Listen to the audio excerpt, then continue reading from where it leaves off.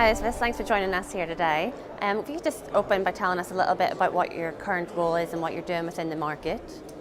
Yes, absolutely. I'm a regulatory and market structure strategy consultant, and I get hired by various banks and buy sides to help them with their market structure and particularly regulatory impact assessments, etc., of the markets and how they're changing.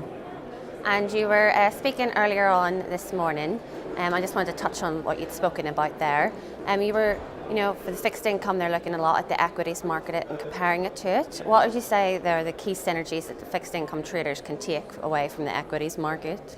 Well, the equities market has had sort of a 10 to 12 year evolution into electronic trading.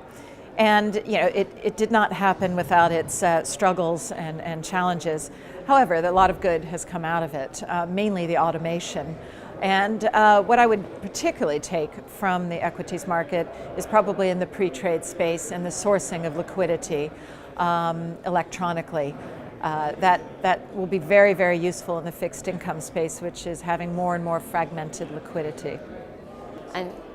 And regulation is obviously a key topic that everyone always talks about.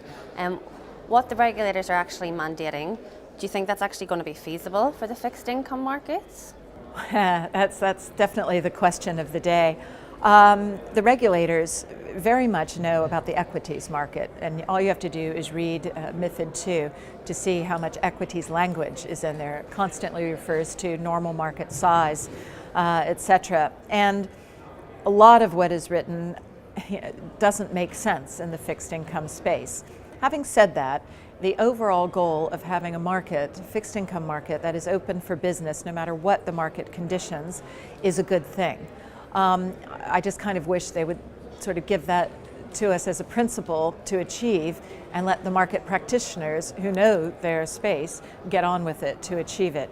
But I think we're going to have to go through a lot more hoops before we can achieve in certain aspects of the regulations.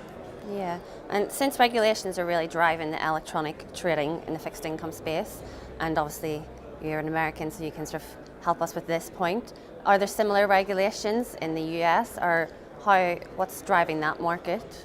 Well, this is going to be a very interesting bit later on, because there is no exact regulation to MiFID II. In other words, there's MiFID II in the fixed income space in Europe, but there's not a MiFID II equivalent in the States. Dodd-Frank does not have the equivalent to MiFID II.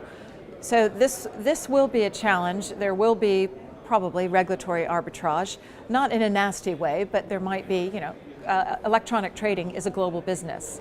So I absolutely would use the global reach of investment banks to trade where it makes sense and for the best effect and best performance for your buy-side trading capabilities. Okay. Well, thanks very much for giving your insights on those areas and joining us here, and I'll let you get on to enjoying the rest of the day in Barcelona.